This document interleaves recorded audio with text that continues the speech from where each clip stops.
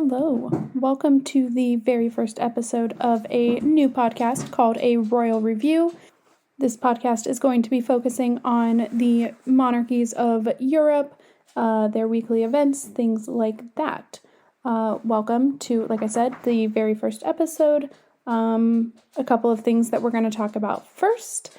Kind of what this podcast is going to look like. So as we all know, we are living in the year 2023. This podcast will be a weekly podcast. It is going to be going up on Mondays. I realize today is not a Monday. That is a whole thing that we will talk about another day, or never, really, because the best laid plans. My name is Shelby, and I have been following royal families of Europe for a very long time. No, it's been, I think 11 years this year? No. 12 years this year. I've been following since the wedding of the now Prince and Princess of Wales, at that point, William and Kate. And that introduced me to other royals, primarily the Swedish royals, and that has just snowballed, and now we're involved, and I pretty much follow everybody's events all the time. I am currently living in Spain for reasons pretty much unrelated to the Spanish royal family, but they were my introduction to Spain and Spanish culture and all of that. So that has provided a new perspective on living here, and the effects that monarchies have in the countries that they, actually live in. I am an American, so I never grew up around a monarchy, things like that. So it's just an interesting thing to use as a comparison tool now. The focus of this podcast is going to be on 7 European royal families. So I've always defined this, and we'll talk about always, why I say that in a minute. I've always defined the 7 royal families as the kingdoms within Europe. So that is Belgium, the UK, Denmark, the Netherlands, Norway, Spain, and Sweden. There are other European monarchies, but they're not kingdoms. They are not kings or queens of their countries. They are princes and grand dukes and things like that. It's just different. They also don't have as much content, and not only that, but they're not as big and they don't have as much of a following from me or from a lot of others. However, doing this podcast this way, that does not mean that things like that will not come up. So for example, the hereditary Grand Duke and Duchess of Luxembourg are expecting a second baby. I'm sure I'm going to talk about it. The podcast is going to be geared at highlighting big events throughout every single week. So like I mentioned before, this is going to be a weekly podcast. It is going to go up every Monday. So I will be recording on Sundays, and it will go up every Monday at noon. I don't know what time zone. I mean, I know what time it is where I am, but I don't know the time zone. But whatever time it is at noon in Spain. I think it's GMT, but it might not be. That's probably something I should just know, right? It's also going to highlight the charities that royals are visiting that week, as well as some just highlights from royal families from that week. It is not going to talk about a lot of, for lack of a better word, drama that is going on, and there is a lot of it. Now, again, this does not mean it will never come up. Things like this are going to come up. I will talk about things like this that are dramatic or intense, provided they have some sort of relevance. So if they're kind of irrelevant to everything going on from normal working life of the royals, then I'm not going to talk about them. So I'm mainly thinking here, and look, I'll be very honest from the onset, I am not going to be talking about Harry and Meghan, almost ever. Now, if something they do affects the daily lives of the British royal family, or something is happening there on a grander scale, yes, I'm going to talk about it. But the day-to-day of that, not going to be an ongoing conversation. The same thing, okay, so there's also there's a drama thing that's kind of just always in the background in Spain. So King Juan Carlos has exiled himself. It's a whole thing.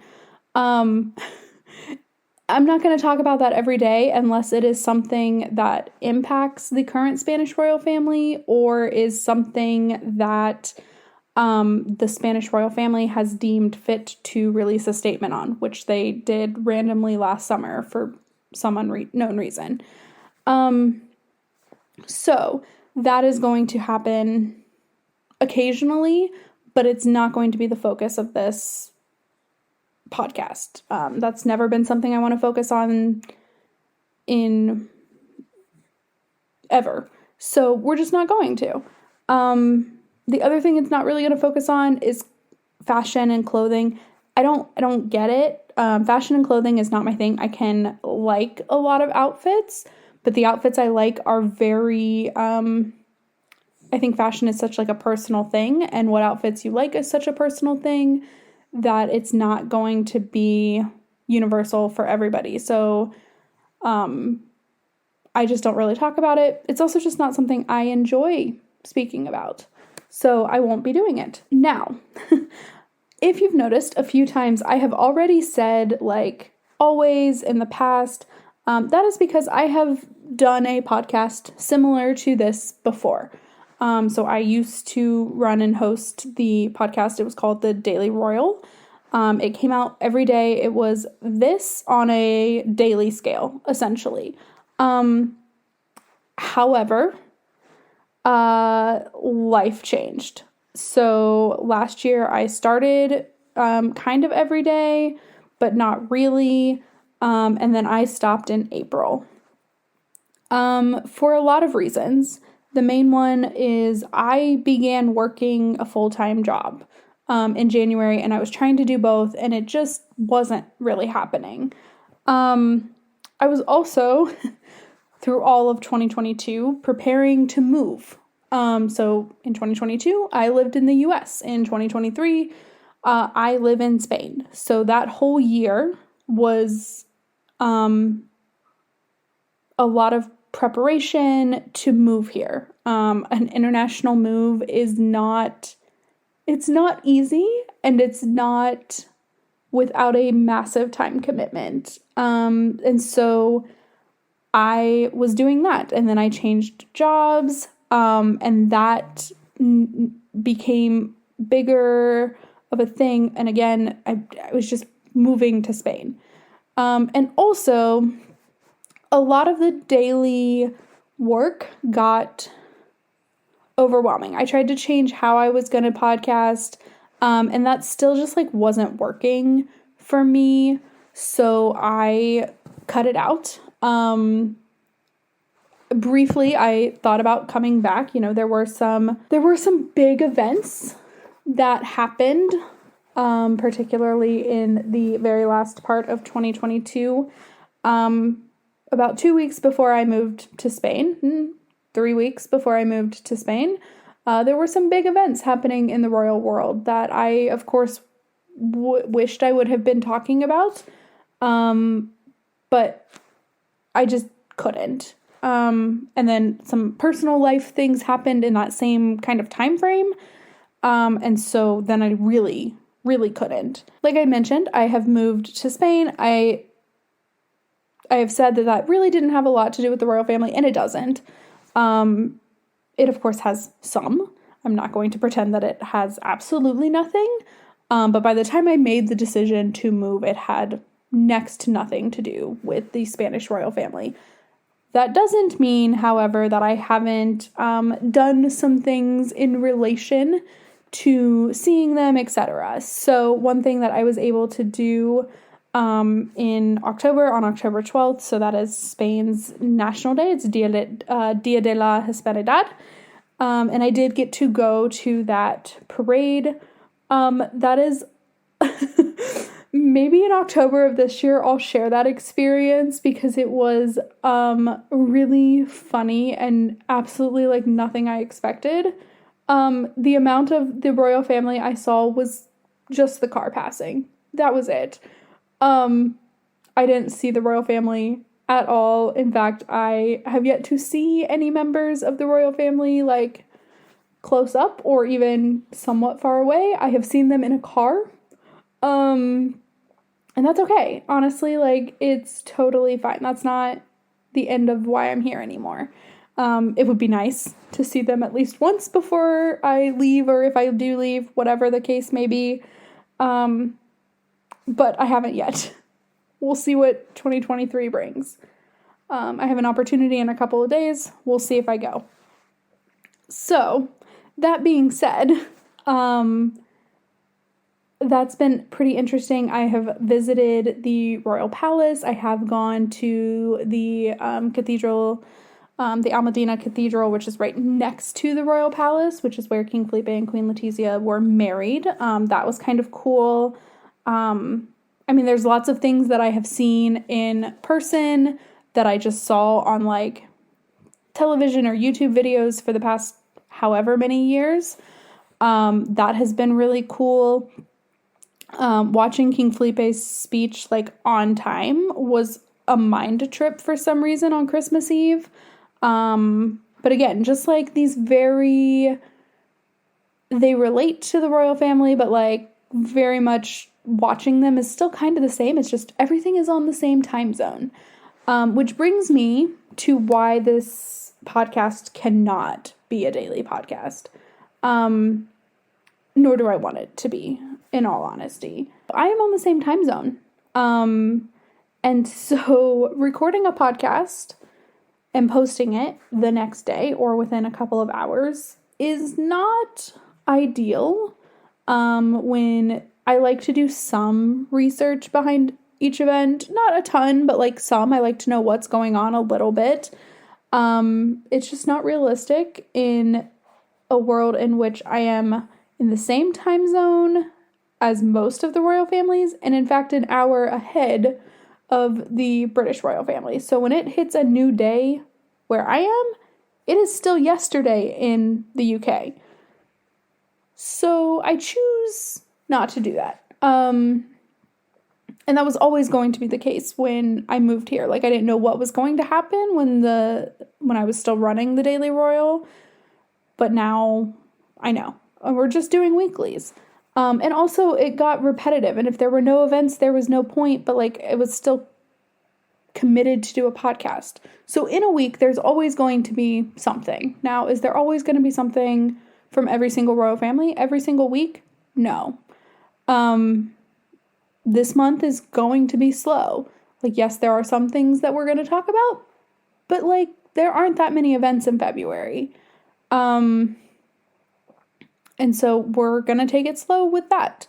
The goal is to highlight 1 to 2, maybe 3 key events from each royal family, and not make it person dependent. So if like, this is still kind of the case with the British royal family, if King Charles and Queen Camilla are out and doing a ton of things, then I'm going to talk about a ton of the things they're doing.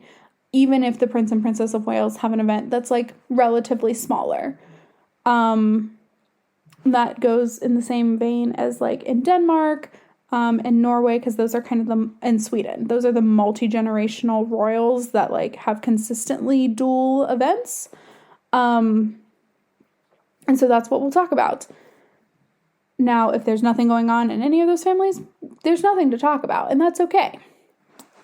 So that is kind of the game plan there, a little bit of backstory, of why we're not doing this, the same way I have done this before, but I hope that you enjoy it all the same. I want to briefly talk about 2022. So originally I had planned on doing this whole 2022 review episode, as like the second episode I launched, but it just,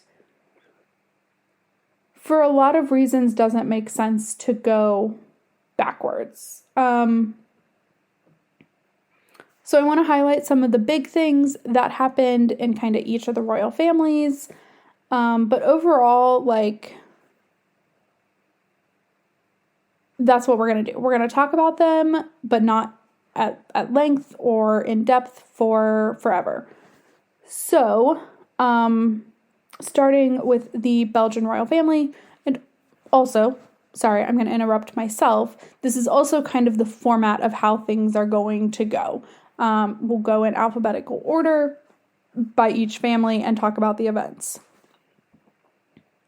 So with the Belgian royal family, I think the biggest thing that I saw them really do over the course of 2022 was they completed, the Belgian royals, so King Philippe and Queen Mathilde, completed a state visit. The Belgian royal family completed a state visit to the Democratic Republic of Congo, which there is a very painful history of the Congolese people from the atrocities of not only the Belgian people, the king of the Belgians at the time. So I believe it was Leopold II, colonized the Congo for his own personal wealth and gain, not for the wealth and gain of Belgium, but for his own personal wealth and gain.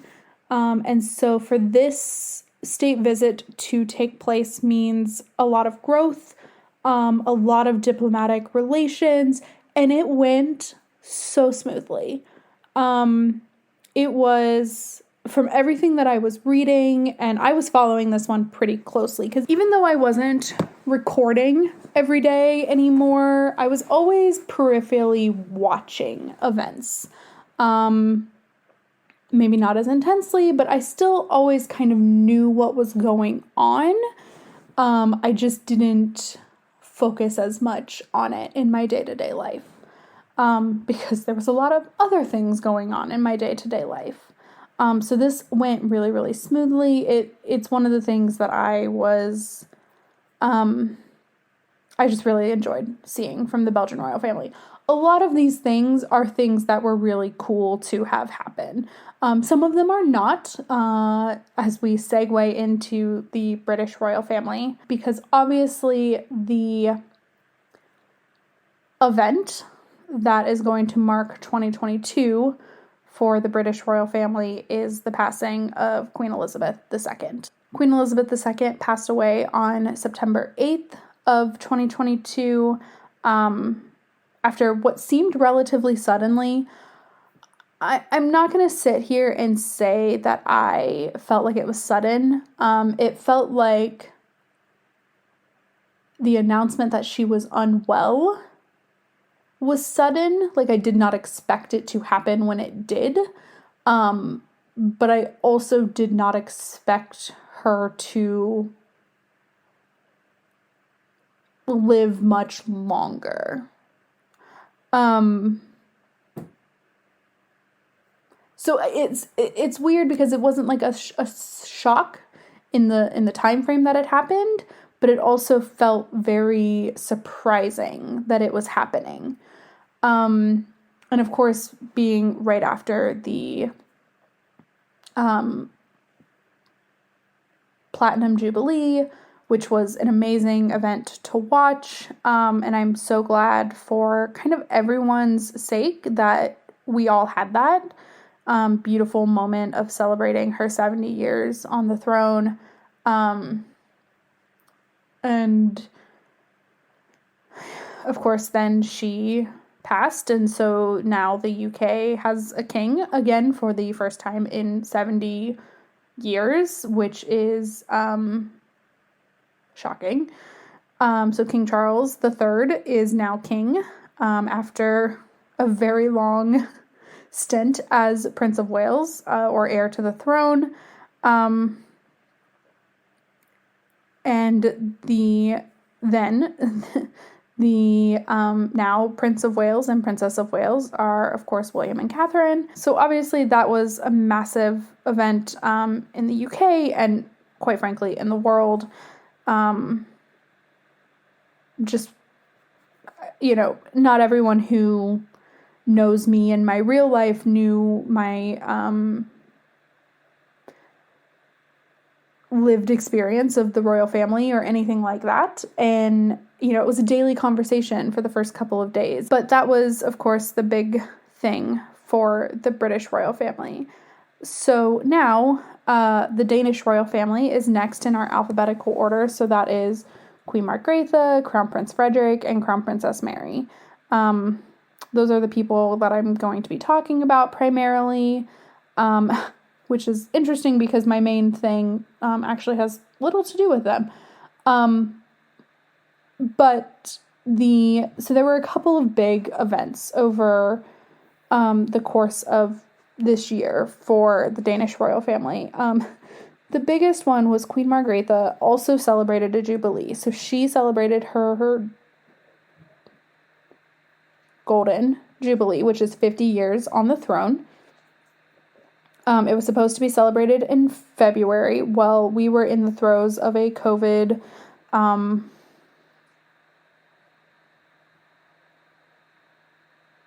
thing. COVID reared its ugly head as it does, and things were pushed back, and also in that time, Crown Princess Mary was celebrating her 50th birthday, which also had a lot of components. It was just like a really interesting year for the Danish royal family, and that and we're going to see this with Sweden in 2023, that there's a big birthday and also a big jubilee all happening at the same time. In Sweden, it's even more intense, in all honesty, but it's just a big, there was a lot going on.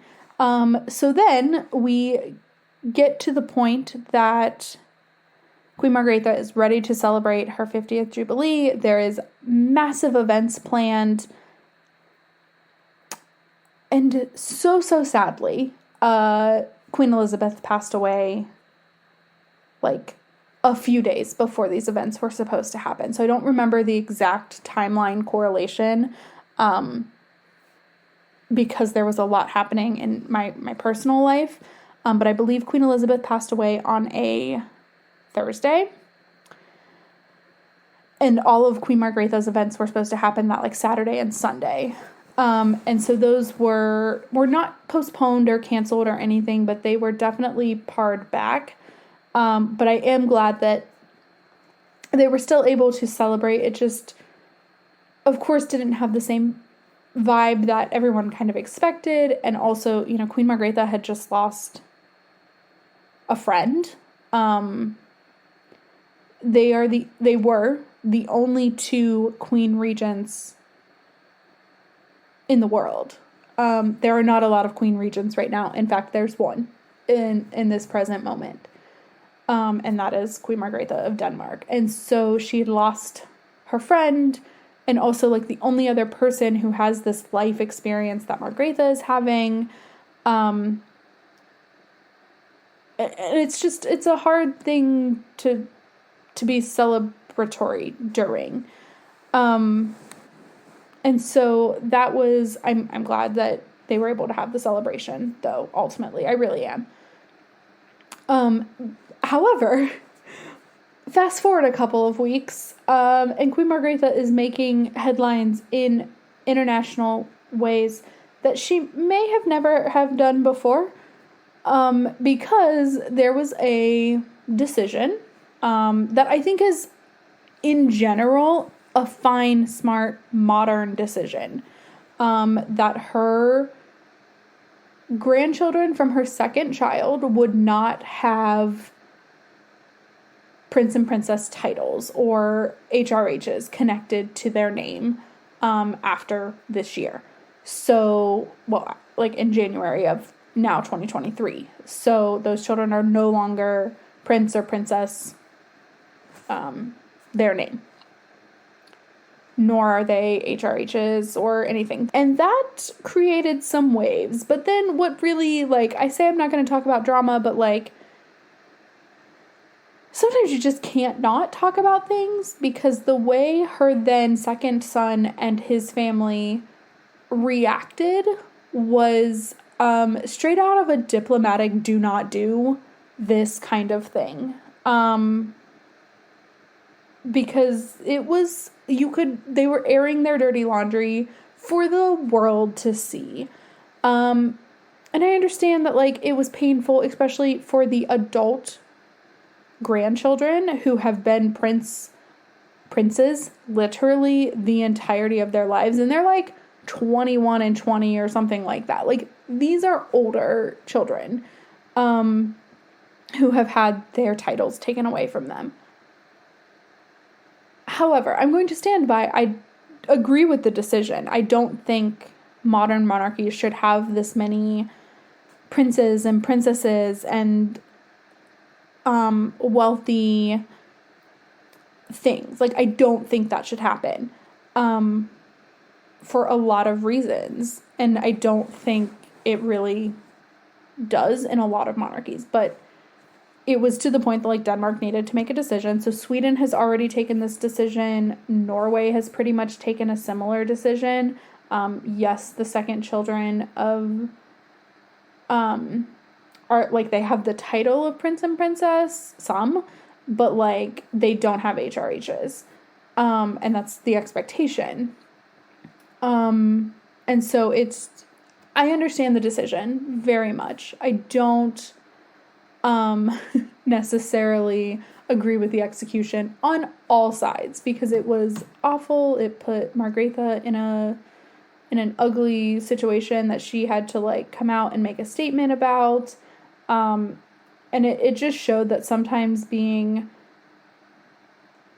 a member of a family and also being a member of an institution, when those two things are one and the same but cannot function the same way, of course it's difficult. Of course it is hard to be Queen of Denmark and to also be a grandmother and a mother who is taking everyone's feelings into accord and having the conversations that need to be had in a way that is loving and communicative. I don't think that would be easy for anybody, especially of an older generation that didn't grow up in the same way younger generations do, where conversations are kind of happening continuously, things like that. I get it. So there was a slew of big events there in Denmark. And so now we're going to move on to the Netherlands, where, like, I don't think there were a lot of big events. Here is my preface with the Dutch royal family. I'm not a huge fan of the Dutch royal family for a lot of reasons that maybe someday I'll go into, maybe someday I won't. I haven't decided. I did make the decision to include them in the podcast. If you are coming from the Daily Royal, you know I cut them out for a while. For the remainder of that time, for a lot of reasons. And I still stand by those reasons of not being a massive fan of them. But I also think that they do good work. Some of that work needs to be highlighted. And I don't want to negate that for the things that for the things that are so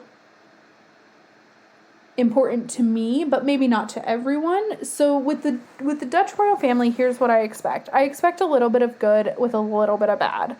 And me talking about both, but also trying to keep myself as neutral and as objective as possible, because I'm not neutral. I would like to be objective. And so to talk about those things, both good and bad, kind of equally, is going to be something I strive for. And if it happens that I cannot keep my personal views completely out of it, then I won't talk about it. But if I can, then I would like to see what happens. So a couple of big things happened there that I really want to highlight. And they're really focused on the Princess of Orange. So Princess Catherine Amalia who turned 18 in 2021, at the end of 2021. But she has kind of been the topic of the year for the Dutch royal family, from everything that I have followed, which again was not as much because I don't really love them. But I like her, and I think a lot of her stuff needs to be talked about. So she started her university experience, which was incredible. It was intended that she would live on, or near the campus that she went to. And very unfortunately, briefly, she was able to do that, because then it became a massive safety concern for her to be living where she was. And so she is still attending classes, but really she has to live at home, and not that she's living a bad life. She's living in a wonderful castle with horses and life. I mean, she's fine physically, but like maybe not so much mentally. She's not able to have the last kind of normal experience of her life. Her life was at risk daily, and is probably at risk daily. It's just a little safer because she's able to stay and live in the palace. But no college student wants that, to not be able to have a social life outside of your home. No one wants that. That sounds awful. And I think that is something that we can all learn from. I would like to think of the royal fandom as being this responsible community that isn't going to go out of its way to try and harm anybody, but that's not always the case. And so these are real people. That's one thing I've always liked to talk about, is like, yes, these are fantastically privileged people who are public servants to the core, sometimes, but they are people, and people have feelings and emotions and concerns and fears like you and I, who do not live in palaces. I'm not saying they're of the same scale or anything like that, but these are real people, and their feelings and safetyhood should be taken into consideration, because that's not fair. So that was the big thing that I wanted to talk about there, and we'll see what the year brings with the Dutch royal family. In Norway, so there were, again, a couple of big things. The first big thing is Princess Ingrid Alexandra, who is the daughter of the heir to the Norwegian throne. So in Norway, I'm really going to be talking about King Harald, Queen Sonja, Crown Prince Haakon, Crown Princess Mette-Marit, and Princess Ingrid Alexandra, when and if she has events. So her big thing was she turned 18 in January, and over the summer timeframe celebrated with like a big gala, which made a tiara debut for herself. Also, the Princess of Orange, so Princess Katarina Amalia, and also the Belgian heir to the throne, Princess Elizabeth, Duchess of Brabant. It also provided my favorite photo of 2022 royal watching ever, which is like a heir to the throne photo of this generation. So it is Ingrid Alexandra, Elizabeth, Amalia, Princess Estelle of Sweden, and little Prince Charles. The time was 2, maybe not even, of Luxembourg. It's just a really cute photo. Tiara debuts are a massive thing. And so for these 3, it was just really cool to see this happen.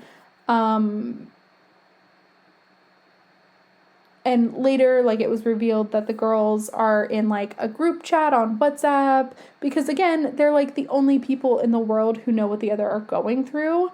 And it's really cool to see them cementing a bond that their parents have had for years, and knowing that is going to continue through them a little bit, at least. So that's very cool. And then the other big thing, and this is, again, kind of drama related, but like on the same vein of like the Danish thing that happened. So King Harald and Queen Sonja have 2 children. Princess Martha Louise, who is actually older than her brother, Crown Prince Haakon, but primogeniture was a whole thing, and boys got heir to the throne ship first. And she seems like a wonderful person, but she's got some quirks. I don't know. I don't even know that that's what I want to call them. She's just taken a path that is very alternative to what you would expect a royal to take. Her current fiance is a shaman who has said some controversial things that kind of got him in some not great spots with the Norwegian people. And so the Norwegian royal family were kind of forced into this decision to act. They had already made the decision that her children, so Princess Martha Louise has been married before, and she has 3 children, and they do not have titles. They never have, but it was more about her titles. So in her role, what is she going to be doing? If she's going to have a public life, is she going to be HRH Princess Martha Louise? And the answer was no. So she does not have an HRH. She will not use her princess title in her personal endeavors or professional endeavors.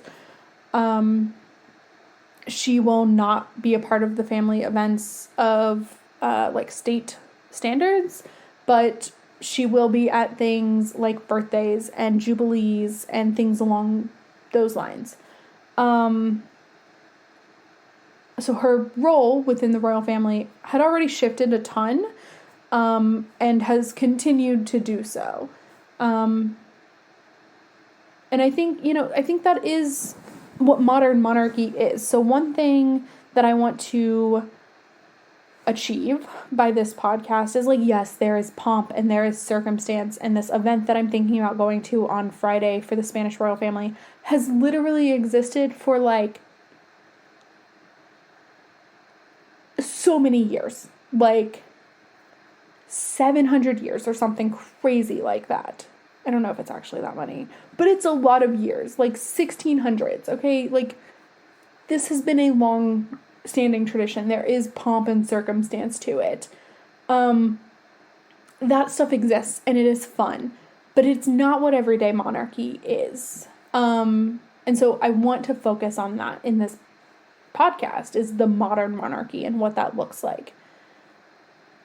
So with that comes changing of things. Lesser people have titles, more specific kind of events, the focus on the young royals in a respectful way. I also have this crazy concept that like 18-year-olds who are still in college should not be judged to the same extent that like the Prince of Wales or William should be, kind of held to. I don't think, even though they are at this point, I don't think Prince William and Princess Elizabeth of Belgium should be held to the exact same standard, because they are at very different stages in their lives.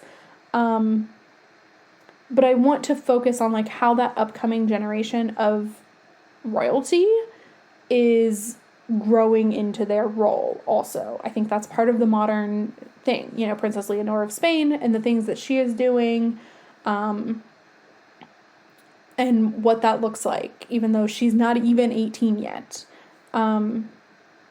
Things like that. So that is going to be an ongoing conversation, is how this modern monarchy looks like in an everyday European world.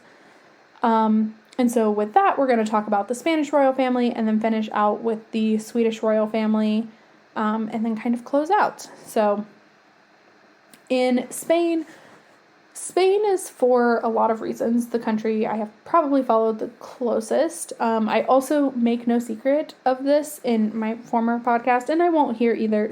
The Spanish royal family is my favorite royal family, for a lot of reasons, and some of it is just the adversity of living in Spain and being a member of the Spanish royal family in this country is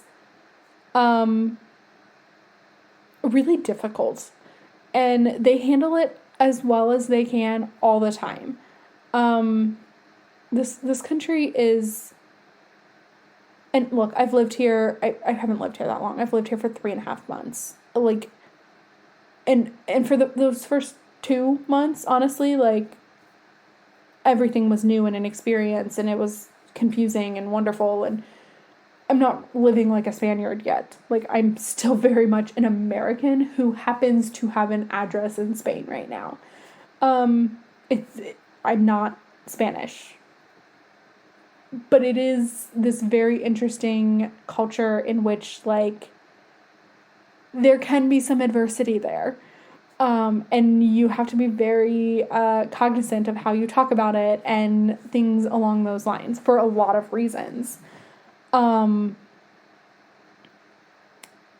Like, I have actually, in my, like, day-to-day life, I have talked about the royal family, like, twice. The specific Spanish royal family. Like, I'm sure I will more, but, like, twice. It's come up naturally. It is the way it is. And so I do focus on their stuff. I'm going to know a lot of their stuff because it's also the news that I watch. It's the media that I consume, etc. Like, it's also the language I understand somewhat of. But they had a kind of boring year. Like, I'm not going to lie. Like, their year was boring. The biggest thing, so Queen Letizia, so in Spain, it's King Felipe, Queen Letizia, and their 2 daughters, the Princess of Asturias, Leonor, and Infanta Sofia. So both of their daughters are under 18. Leonor turns 18 in October of this year, and Sofia, I think, turns 17 this year? 16 this year? Maybe 16. Yeah, she turned 16 this year. And so they're very young, but they are very active members of the royal family. Like, they are at events. They do solo events. Things like that do happen here. So I will talk about them in a very cautious way because they are minors. I am almost never going to be critical of young royals, just to clear that up. Like, they're young, they're learning how to do everything. And especially when they're babies, like 8, 17, and 15 at the moment, we're going to really treat them with a lot of caution because that's just what you do. So, anyway, okay. So back to the big event for Spain. Queen Letizia celebrated her 50th birthday. I never expected something massive for her. It's just not the way things are done in Spain. However, again, so Queen Elizabeth II passed away on September 8th, and Queen Letizia's birthday is on September 15th, and that was just a few days before the funeral that everybody was going to be attending in London. And so there was no real recognition of her birthday. There was a couple of documentaries that went out. There were a lot of books that went out prior, a couple of which had some, maybe not books. There was an article that had some cooperation from Casa Real, which is the royal household. There were a lot of books released. I bought them all. I have read none of them because they are all in Spanish. And, yeah, maybe this year. There was a lot going on, okay? Moving to Spain was very hard. There were some documentaries. There was a wonderful collaboration video from a lot of the charities that she works with. I expected there to be some photos released. And you cannot convince me that they don't exist. Because they released some for her 40th, when she wasn't queen yet, when she was the Princess of Asturias. So you cannot convince me that they don't exist. Now, they very well may not. But I think they do, because it seems unlikely that they would mark it with no way. However, I think navigating Spanish culture can be tricky, and so do you release some fun, flashy family photos after the Queen of England has just passed away and like people are devastated across the world? Maybe not here. Other places, sure. In Denmark, you can absolutely celebrate your Jubilee 2 days later. In Spain, you cannot. Now, there was a big concert that she was scheduled to attend, put on by one of the charities she regularly supports and is maybe honorary president of. And it did turn out to be more of a birthday concert kind of thing for her. Like, King Felipe made a surprise appearance with her. It was very sweet. It was very wonderful. But it was not what it was intended to be. A couple of other big things. So the Princess of Asturias, Princess Leonor, did a pretty big solo event when she started winter break. So she visited the Red Cross here in Spain to meet with a program that they are doing with young people. And I just think that shows like a trajectory of where she's headed. She hasn't done, in fact, I think she's back at school now. Spain is still off work, like off of, Spanish children are still out of school for another week. But I think she is back at her school in Wales, now. But she did that, of course, her kind of general events, but there is a lot of talk because now it is 2023 and she is going to be turning 18 in October. Specifically on October 31st is going to be her 18th birthday, which comes with a lot of nuances and things that we can talk about throughout the year. But right now, that's the big news for her. And kind of what's been going on there. We are going to finish with Sweden. This poor Sweden always kind of gets like the small end of this podcast and did in the Daily Royal podcast as well, because I'm done talking by then. Like, I just want to stop. It's a lot. And sometimes they don't do a lot. Like, they are very, they don't do a lot of big flashy events. They don't seem to visit a lot of charities, and of the top 4 royals. So in the Swedish royal family, the main people I'm going to be talking about: King Carl Gustaf, Queen Sylvia, Crown Princess Victoria, and Prince Daniel. Crown Princess Victoria has 2 children as well, but they are like 11 and 7, so they're very, very little. I will almost never talk about them, which is funny because I'm literally about to talk about Princess Estelle here in a second. But usually they are not working royals. They've gone to a couple of things, but they are small children. So when they make appearances, it's like a bigger deal for a bigger event. They're not going to ever be the priority of the podcast. So there also just like wasn't a lot. Like, the return to Nobel Prize in its full glory was chef's kiss. Like, it was beautiful. I don't know that I knew I missed the Nobel Prize as much as I did, until I was able to watch it through like a different perspective of like being a royal fan and talking about the royal families every day for 2 years. So I started this podcast and I started the Daily Royal in 2020. And then 2 months later, the world shut down. Those are some fun episodes to listen to the first few iterations of the daily podcast after March 11th, when everybody started canceling everything for a month. It was a good time over there. Gosh. But that was a really cool event, but there weren't like a ton of massive things. One big thing that I really appreciated always from the Swedish royal family is they do state visits very well. So they received a couple of different state visits. They had one from Finland and one from the Netherlands, and then they also went to Jordan on a state visit. But the one from the Netherlands was just hit different. And these monarchy to monarchy ones always do. They're always just a little bit better. From a reporting on them side, it's because, like, for me, I get to see all sides of it, and it's really cool.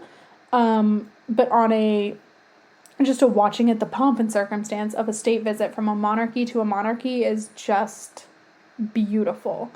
And so the Dutch royal family came, so King Willem-Alexander and Queen Maxima came to visit Sweden on a state visit in November.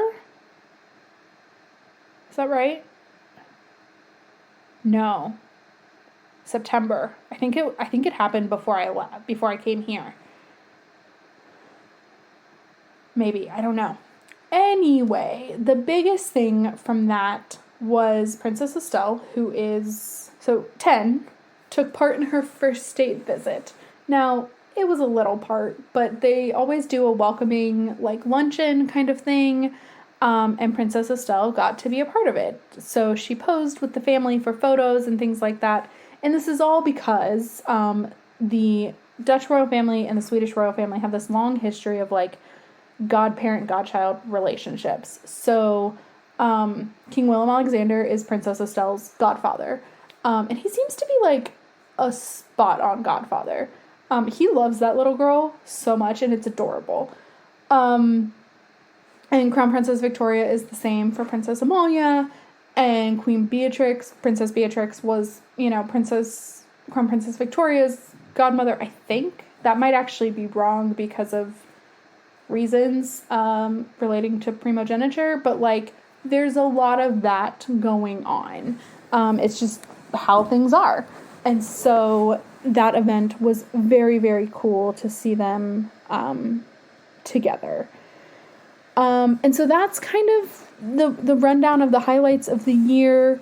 It was definitely an intense year to be a royal watcher. So that's kind of what this is going to look like. Like I said, episodes are going to go up every Monday at noon Spain time, which is 6 a.m. on the east coast of the U.S. It's like 9 to 6. It's 9 hours ahead of California. Yeah, lots of different time zone things, but noon every week, Spain time, is when I'm going to schedule them, but I'm recording them on Sunday nights. There will be accompanying Instagram, YouTube, possibly TikTok if I can figure out what to do on TikTok. Still working on that one.